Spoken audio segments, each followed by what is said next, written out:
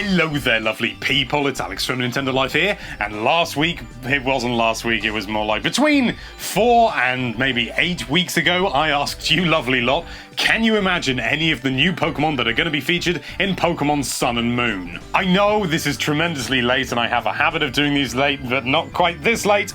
I apologize profusely for that, but all the recent information about Pokemon Sun and Moon that came out recently was the kick up the arse that I needed to finally get this video out, so let's just see what a few of you had to say. High Score Breaker Joe says that they want to see a Pokemon that is a chicken, because apparently Blaziken is just not chicken enough. You know what, I agree, I like Blaziken, I like Torchic, I like all those sort of things, but I am also a big fan of chickens, particularly like a rooster, you know, something, because those things are vicious. Have you ever actually seen a rooster?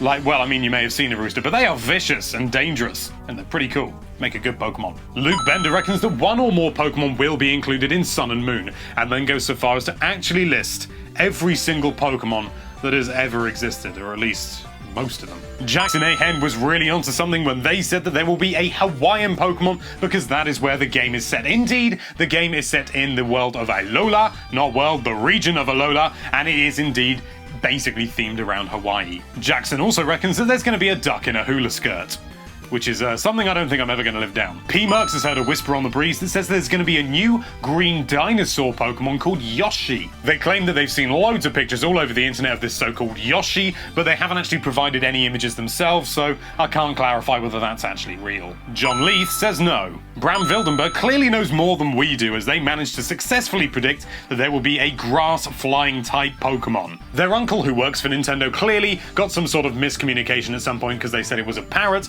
and not the owl that we all know and love now called Rowlet. Dorky Bubblehead says not a Pokemon itself, but a flying type gym leader named Stuart has been confirmed. Let's have a look. Get out. I'm Very Tired says that there's going to be a new cosplay Pikachu, and it's going to be Detective Pikachu. This is something I could actually see really happening. Cosplay Pikachu was kind of a sort of an Amiga Ruby Alpha Sapphire kind of thing, but there's nothing to say they couldn't carry it on, and Detective Pikachu is a serious contender. Let's wait and see. Okentoga had some ideas about the starters that unfortunately did not come to fruition. They said that the starters would be a walking toilet, a toilet paper in fire, and a plant that can fly.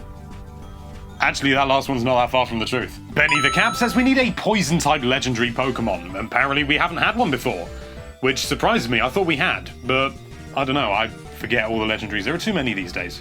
I'm old. Antarctic Anisha says that they'd like to see more food-based Pokemon like Vanillux. They suggest Pokemon that look like French fries or chips, if you like me, and hamburgers and things like that, and they say it would be really funny, but what they don't take into consideration is the fact that Pokemon is serious business. Mina3 Many Zeros says an electric guinea pig Pokemon. We generally do get one kind of sort of electric rodent-type Pokemon, sort of a regional Pikachu, if you like, every single generation, and I think a guinea pig is some untapped potential. I like it. And finally, Night Dragon Eyes reckons it's about time that we had a Pokemon that was based around an angry tomato. Well, why not? Oh yeah, loads of reasons. Massive thanks to everybody who left a comment. Unfortunately, I can't read all of your comments out, because otherwise this would be far too long a video, and everybody would die of old age before it finished. But you do have a chance to get your comment read out in the next video, which won't take as long, I promise. And so, my question for you this week is it smart that Nintendo is only going to feature The Legend of Zelda at this year's E3? Make sure you give a reason, because a simple yes or no answer is not going to get in unless your name is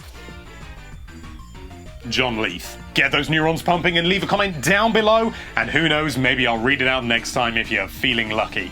If you're not feeling lucky, it's not happening. Thank you so much for watching. If you like this video, then why don't you question all of the motives of that subscribe button in their recent actions, if you know what I mean, and be sure to check out nintendolife.com for all sorts of lovely Nintendo-related content.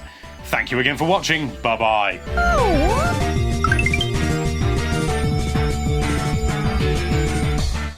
But who knows? Maybe no. Be the longest video on YouTube by a long chalk. If I include this as an outtake, you just bore witness to my strange hiccups. Congratulations. Hey. Do you want to see me unbox this? Because I've already done it. Click that card at the top. Check it out.